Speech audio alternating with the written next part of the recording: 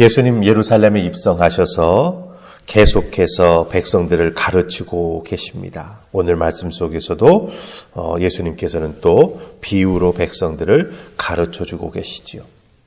어떻게 해서든지 이 이스라엘 백성들이 하나님의 백성으로서 복음을 받아들일 수 있도록 계속해서 그들의 마음밭을 쟁기로 뒤엎으시고 말씀의 씨앗을 심어주시는 것을 볼 수가 있어요.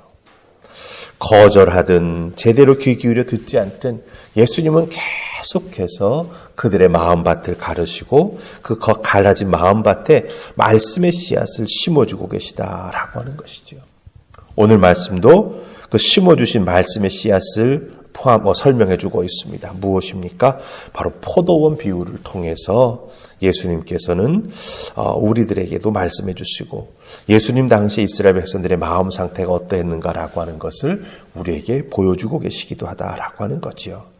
자, 그렇다고 한다면 이 비유에서 예수님은 이 땅에 보내신 하나님의 마음이 어떠한지 그리고 예수님이 어떻게 되실까라고 하는 것을 나타내 보여주고 계십니다. 이 비유를 통해서 예수님을 이 땅에 보내신 하나님의 마음 그리고 예수님의 그 마지막이 어떻게 되는가라고 하는 것을 이미 나타내 보여주고 계시다라고 하는 거죠.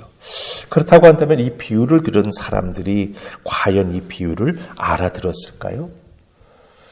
물론 나오는 그 사람들의 반응을 보면은 비유 내용에 이렇게 쫙 빠져가지고 그 내용에 이렇게 막 반응하는 것을 볼 수는 있지만 그 비유 속에 담겨진 의미가 무엇인지는 제대로 아직까지 알지 못하고 있는 것을 우리가 느끼게 된다라고 하는 것입니다. 자, 그렇다고 한다면 이 비유 속에 나타나는 하나님의 마음, 그 마음은 무엇일까? 그 마음이 바로 우리를 향한 하나님의 마음이 된다라고 하는 거죠. 그렇기 때문에 그 하나님의 마음을 한번 우리가 말씀 속에서 찾아보십시다. 자, 우리가 10절, 11절, 12절 말씀을 읽으십시다. 10절, 11절, 12절 같이 읽습니다. 자, 시작. 때가 이름에 포도원 소출 얼마를 바치게 하려고 한 종을 농부들에게 보내니 농부들이 종을 몹시 때리고 거저 보내었거늘 다시 다른 종을 보내니 그도 몹시 때리고 능욕하고 거저 보내었거늘 다시 세 번째 종을 보내니 이 종도 상하게 하고 내쫓은지라. 아멘. 자, 우리가 지금 10절부터 12절까지 말씀을 읽었습니다. 이 석절 말씀 읽었는데 이 말씀, 석절 말씀 속에 보면 똑같은 단어가 3번 나오는 걸 볼 수가 있어요. 그렇죠? 무슨 단어입니까? 보내니라고 하는 단어예요. 보내니라고 하는 단어. 10절에 중간 좀 넘어서 한번 나오고 11절에는 앞부분 또 12절에는 앞부분에 나오는 것을 보게 됩니다. 보내니라고 하는 단어. 포도원을 빌려주고 주인이 세를 받기 위해서 종을 보내는 거지요. 그런데 농부들은요. 세를 당연히 주어야 하는데 세를 주기는커녕 그 종을 몹시 때리고 빈손으로 보냈습니다. 성경은 거저 보냈다 이렇게 되어 있습니다. 세 주지도 않고 주인에 대한 도전적인 행위를 서슴없이 행하는 것을 여기서 우리가 보게 된다라고 하는 것이죠. 자, 그렇다고 한다면 이 똑같은 단어가 3번 여기서 나오고 있는데 이 반복되는 단어, 성경 속에 단어가 반복되는 건 중요하다라고 하는 것 아시죠? 그럼 이 3 단어를 통해서 우리 예수님은 무엇을 말씀하시려고 하셨을까? 우리 한번 살펴보십시다. 먼저 10절에 나오는 보내니라고 하는 단어입니다. 10절에 보낸다라고 하는 단어. 이 10절에 나오는 보낸다라고 하는 단어와 11절과 12절에 나오는 보낸다라고 하는 단어는 성경 원어에 가서 보면 다른 단어가 쓰이고 있어요. 10절 한 번 나오는 요 단어하고 11절, 12절은 같은 단어예요. 그러니까 2가지 단어가 쓰였어요. 10절에 쓰인 보낸다라고 하는 의미의 헬라어 단어는 아포스텔로라고 하는 단어입니다. 아포스텔로, 보내다라고 하는 사전적인 번역을 할 수 있지만 이 보내다라고 하는 뜻을 갖고는 있지만 그것보다 더 중요한 건 뭔지 아십니까? 보내는 행위보다 왜 보내는지, 보내는 목적이 무엇인지, 보내는 사명에 초점을 둔 단어가 이 10절에 나오는 보내다라고 하는 단어예요. 주인이 왜 종을 보냈습니까? 보낸 목적이 무엇이지요? 포도원 빌려준 세를 받아오도록 사명을 주어서 보냈다라고 하는 뜻입니다. 예. 그냥 가서 놀다 오라고 보낸 게 아니고 너는 이런 목적, 이런 사명을 가지고 가니까 그 사명을 꼭 이루고 와야 된다라고 하는 의미에서 이 종을 그 포도원 농부들에게 보냈다라고 하는 거예요. 그런데 여러분들, 우리가 이 10절 말씀을 쭉 살펴보면서 보면은 이 끝부분에 농부들이 종을 몹시 때리고 거저 보냈다라고 돼 있죠. 이 거저 보냈다라고 하는 것은 요 단어가 조금 변형되어서 쓰였어요. 우리가 이걸 자세하게까지는 설명할 수 없지만 이 거저 보내었다라고 하는 것은 무엇을 의미합니까? 보냈을 때에 종이 가지고 갔던 목적에 반하는 일이 일어났다라고 하는 거예요. 반대되는 일이 일어났다라고 하는 거예요. 농부들이 종에게 주인에게 주어야 될 세를 손에 들려서 보내주어야 했는데 그것을 주지 않고 빈손으로 돌려보냈다라고 하는 거예요. 종들이 주인이 보낸 사명을 이루지 못하고 쫓겨났다라고 하는 것을 뜻합니다. 거저 보냈다. 사명을 이루지 못하고 쫓겨났다라고 하는 뜻이에요. 이것이 깊은 뜻으로 의미하는 게 무엇입니까? 하나님께서 이스라엘 백성들을 깨우쳐 주시기 위해서 선지자들을 계속 보내셨잖아요.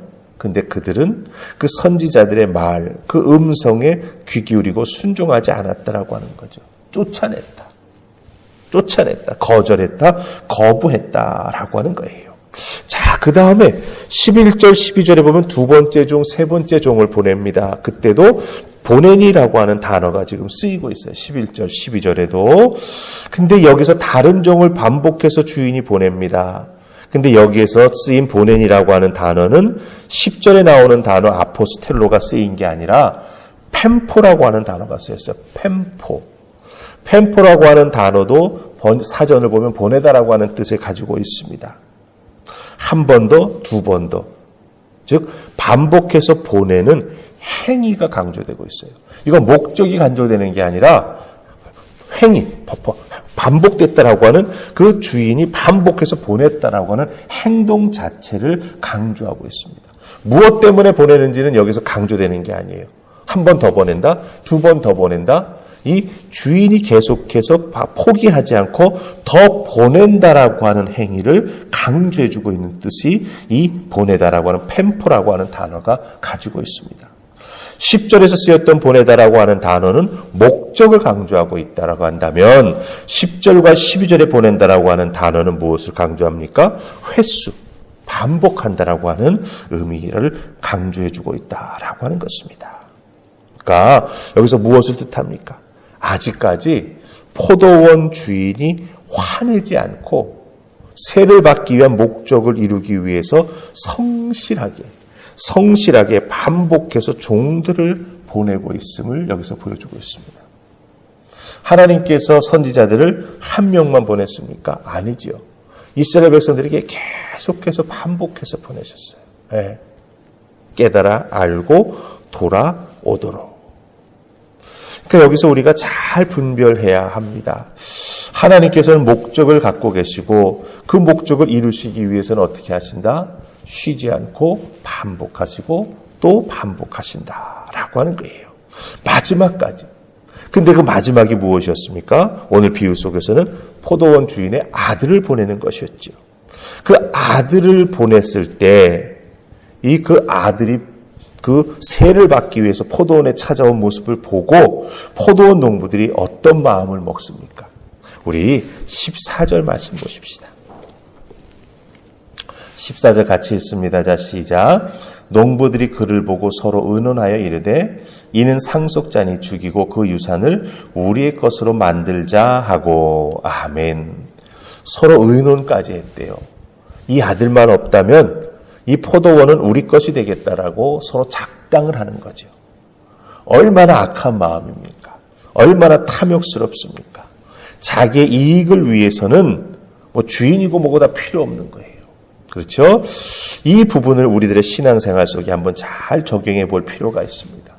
하나님께서도 하나님의 뜻을 우리 가운데 이루시기 위해서 한 번, 두 번, 세 번, 그렇죠? 자꾸 깨우쳐 주시죠. 우리가 그 깨우침을 느끼고 압니다. 아, 하나님께서 지금 나에게 이렇게 하고 계시구나. 근데 가끔은 우리가 온전히 순종하지 못하고 이 14절에 나오는 농부들처럼 자기의 어떤 계획이나 자기의 뜻이나 자기의 이익을 위해서 자꾸 하나님의 계획과는 다른 쪽으로 움직이려고 하는 우리들의 잘못된 마음이 있다라고 하는 것이죠. 그래서 하나님의 뜻보다는 내 이익을 위해, 하나님의 계획보다는 나 자신의 삶의 그 즐거움을 위해서 하나님의 계획에서 자꾸 조금씩 옆으로 벗어나려고 하는 우리들의 모습이 있다라고 하는 것입니다. 여러분들 잘 생각하세요. 하나님의 뜻 앞에서 내 안에 있는 이런 욕망, 내 안에 있는 나를 위한 계획, 이런 것들을 우리가 잘 제어하고 하나님의 뜻에 맞게 움직여 나아가지 못한다라고 한다면 결국은 어떻게 될까요? 우리들은 자기 자신만을 위한 스스로를 자기 자신의 어떤 우상으로 세워 나아가는 우리가 될 수 있다라고 하는 것이죠. 결국 그 마지막이 하나님 앞에서 내가 어떤 모습으로 변해져 있을지 우리는 장담할 수 없게 된다라고 하는 것입니다. 그래서 신앙생활은 무엇입니까? 내 욕망과 내 뜻을 쫓는 게 아니라 하나님의 뜻을 깨달아 알았다고 한다면 그 뜻에 순종해 나아가는 자기 자신이 되어야 한다라고 하는 것 꼭 기억하시고, 지금도 하나님은 우리에게 보내고 계십니다. 하나님의 말씀으로 기도할 때 우리에게 큰 은혜를 통해서 하나님의 마음을 계속해서 보내주고 계시죠. 그 마음 깨달아 알았다고 한다면 절대로 돌아서지 마시고 그 뜻에 순종해 나아가는 여러분들 다 되실 수 있기를 주님의 이름으로 축복합니다. 아멘. 우리 기도하십시다. 좋으신 하나님 은혜 감사합니다. 오늘도 저희들을 주의 손으로 부르셔서 새벽제단 말씀을 통해서 귀한 것 깨달아 알게 해주시니 감사합니다. 오늘도 나를 위해서 계속 보내주시는 하나님의 마음, 하나님의 뜻, 하나님의 말씀, 저희들이 듣고 깨달아 알았다고 한다면 절대로 내 생각, 내 이익을 위해서 다시 뒤돌아보지 말게 하시고 깨달아 아는 대로 순종하며 움직여 나아가는 우리 모두가 되게 하여 주시옵소서. 하나님 앞에 귀한 믿음의 순종의 사람으로 세워지게 하여 주시옵소서. 나 자신의 이익을 우리가 제대로 하나님 앞에서 다스려 나아가지 못한다면 하나님의 뜻도 하나님의 계획과도 상관없는 괴물스러운 우리가 될까 두렵습니다. 주여 도와주셔서 날마다 주님 말씀 앞에 가까이 나아가며 뜻을 깨달아 알았을 때 순명으로 나아가는 우리 모두가 되기를 소원하옵고 예수님 이름으로 기도하옵나이다. 아멘.